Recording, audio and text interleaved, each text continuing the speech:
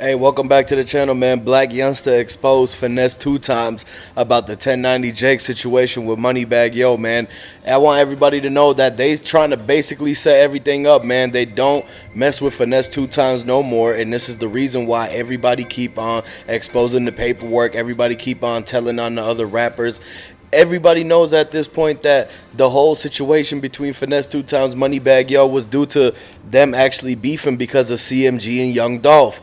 PRE had nothing to do with it. It was because that Yo Gotti and Moneybagg Yo hated on Dolph. They was trying to get Finesse2Tymes not to go with PRE, man. If Dolph was still here, he would have told you the whole entire story. If y'all actually fans of Young Dolph, I want you to comment down below. Put the dolphin emojis in the comment section. Let me know if you think Young Dolph was set up. Let me know if you think that the 1090 Jake Finesse2Tymes paperwork got both of them in a bad situation, because now that 1090 Jake considered this, nobody's gonna believe him when he comes out and says anything about Gunna or anything. He turned into the new Gunna, and so now that we know that Moneybagg Yo was one of the people who actually put them on to the Finesse2Tymes thing, whenever they looked at Moneybagg Yo's paperwork, they saw that he told to get out of that. He got caught for stealing, and this is the reason why they took Finesse2Tymes flow. Jay Prince and them had to come and press him because they had a lot of back end that belonged to Finesse2Tymes, and they was afraid to go to South Carolina. This is the reason why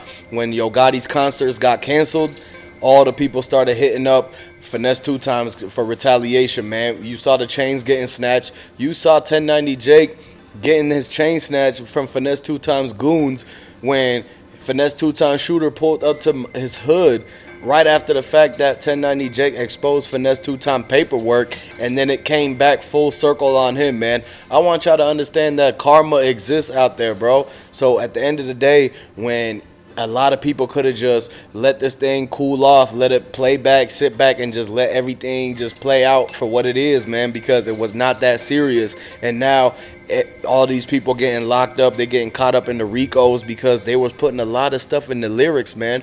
The feds have a 99% success rate. They using the lyrics in the court to actually testimonies and everything. This is why they locked up Young Thug, man. If y'all noticed, you would know for a fact that when Finesse2Tymes and Moneybagg Yo and Yo Gotti, CMG, and everybody was talking about what was going on with the money that was on Dolph's head, Big Jook was doing his thing, they had Govan under their wing, they had Straight Drop and everything like that. They might end up using the lyrics against the CMG Rico, and this is the reason why Jay-Z had to buy CMG for $55 million. I want you guys to know that the merger between CMG and Jay-Z is due to the fact that Yo Gotti was already being looked at under the RICO that got sparked from the Young Dolph situation. And Blac Youngsta made it worse by speaking out and saying that he was going to come and get revenge for his brother. And since he left CMG and he quit CMG, they fired him. Jay-Z didn't want Blac Youngsta to be on CMG because it was going to make the valuation go down. They was trying to, a lot of people thought that CMG was going to sell for $100 million, but Jay-Z got it for half price because Blac Youngsta had made it go from $100 million to $50 million because he connected the Rico back to Yo Gotti and CMG. This is why they should have left Young Dolph alone, because the PRE beef and the beef between Dolph and the reasons he got hit up and the way everything happened is going to come back to actually get them and bite them in the back and get them caught red-handed. And that's why they had to let everything go to Jay-Z, because if Jay-Z puts CMG in his name, then when they do the RICO, they can't RICO CMG as the label. They can only RICO whoever got told on by Straight Drop, Govan, Big Jook, all the guys that they captured for the Young Dolph thing allegedly. And basically, since we know that everybody's starting to take plea deals, then that means they working their way up the ladder to get the head of the snake. And there's nobody else at the top of CMG other than the man who claimed it himself, Yo Gotti. I want y'all to comment and let me know what y'all think about the whole Rico situation, because everybody's sitting back and looking at it like the feds are watching everything that's going on. They know what's going on between Lil Migo and Keyglock, and this is why Keyglock has been sitting back quiet. He hasn't said a word because he knows the feds is watching, and that if he does anything to Lil Migo, then that's going to come back on him trying to get retaliation for Young Dolph. This is why Grove Hero smacked Lil Migo in the airport when he seen him, because he knew that Keyglock couldn't do it because the feds is watching everybody, not just CMG. The feds is watching PRE too. If if y'all didn't know, Big Moochie Grape was already being looked at because of the U-Haul situation. All the PRE dudes that didn't answer Young Dolph's phone, they had to have the alibi. So the marshals already looked into every single thing that Snoop Bands did that day, everything Big Moochie Grape did that day. If y'all didn't know, Young Dolph came into Memphis, into town, with Big Moochie Grape. He was with Big Moochie Grape the whole entire weekend. They was trying to complete the music videos in New York. Y'all seen the pictures that came out of Young Dolph wearing the white hat with the whole entire Louis Vuitton fit, and that was next to that Escalade they were standing next to. That was in the Big Moochie Grape music video when he did the whole thing with B.I.G. He did the whole Biggie flow and the Biggie song, and Young Dolph was featured on that. And they had the videos of Young Dolph right before he came to Memphis. I want everybody to know that we finding out and getting the justice for Dolph, man. If y'all really rocking with Dolph, go ahead and like this video. Make sure y'all subscribe, because at the end of the day, a lot of people are starting to get to the bottom of this. They know the connections between CMG, Blac Youngsta, the rest of the guys that are on the run, the places that they're hiding out at, the people that they connected with, because the Cookies people, they gave up the location. They gave up a lot of the info that they was trying to hide. When they came out and did that interview right there in the parking lot while Dolph was still getting carted off, they slipped up and forgot to mention and cover the fact about how the people that was in on it, the people that was inside the shop, the people that was actually in that back room, the offices and everything like that, they said they left the back door of the cookie shop open. And they got that walking trail in the back where anybody that could have parked on the side of Family Dollars could have ran up in there, did whatever dirt they did, and threw the whole straps and the evidence into the ditch in the backyard. And then they could have ran back to the Family Dollar, hopped in the truck, and leave. That's why you saw so many cars, because they was trying to distract with the fake witnesses. But the whole time, the Family Dollar's manager knew exactly who everybody was. This is the reason why they didn't want to give up the footage, because it's going to expose the fact that this whole entire thing was a planned setup. And if y'all think that happened, go ahead and comment and let me know what y'all think. This interview Young Dolph did, they reached into his pocket like this and took the keys out of his pocket. The lady turned around and swung it around to her other arm behind her back and put it in the scrubs pocket. Anybody that knows anything about the scrubs, they have deep pockets. They got pockets in all areas. And so when they took Young Dolph keys, they knew that he was going to have to get a ride to the next place, man, because they had the turkey drive coming up at the community center. And so once Dolph lost his keys, this is where the whole setup happened.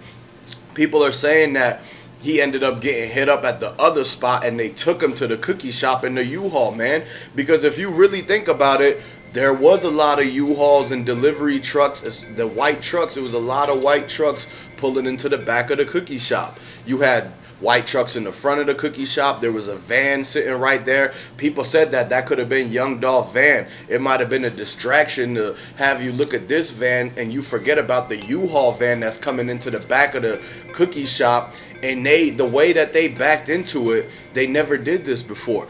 They backed in so that the back door of the van swings right open. They could swing the thing open, and the back of the cookie shop, it meets, so that way nobody sees who's coming out of the back of the U-Haul. What they're taking out of the back of the U-Haul is pulled up directly next to the door to the cookie shop, so they take everything right through the door. It never showed like you couldn't be standing outside and look and see what's going on, because the back of the U-Haul is touching the cookie shop's wall in the door. So they got it to where they knew exactly what they was doing, man. They was trying to make it to where people didn't catch on to what was going on. They were trying to cover their tracks by having the door backed all the way up, door to door, so that nobody sees what's going on, because they knew a lot of people was going to be out in that area. It's a lot of people that walk on airways, because all the laundromats that's right there in the gas station. When somebody is in that area, normally what they do is they take their clothes to the laundromat next to the cookie shop. Once they put their clothes in the washer, they know they have 58 minutes to do something until the clothes is done in the washer. Then they got to come back and put the clothes in the dryer for another 45 minutes. And so they have almost 2 hours where they're going to be going to the Family Dollar while they closes in the laundromat. They're gonna go to the church's chicken across the way. They're gonna go to the gas station. They're gonna mingle with the people that's out there. They're gonna talk to the old heads. They're gonna talk to the people who's holding the signs and doing everything out on their break, standing outside. So a lot of people would have seen early in the morning who was coming in and out of the cookie shop. And this is the reason why they turned the lights off in the parking lot, man. And they backed the U-Haul all the way into the back so nobody could see what's going on, man. And the fact that that back hallway, the safe that's in the manager's office, they saying Young Dolph had a whole stash up inside of that cookie shop. And what was really going on was that he had hundreds of thousands of dollars to come collect and everything from it. And now this is all alleged, but allegedly they ain't want to pay the man. He came to pick up his bread. He had all these investments. That was the last stop to get anything. And then he was supposed to do the music video there. This is why he kept the bread in the safe there, so that he could take it out when they're doing the music video. So that way he didn't have to come back there twice. They knew that because he booked the music video shoot there that he was going to have to end up there. They did this in advance. If you rewind the whole entire thing and you rewind it, Young Dolph and Big Moochie Grape was in New York right before they flew to Memphis. They did a music video in New York for Big Moochie Grape song. They were supposed to come and do another music video at the cookie shop.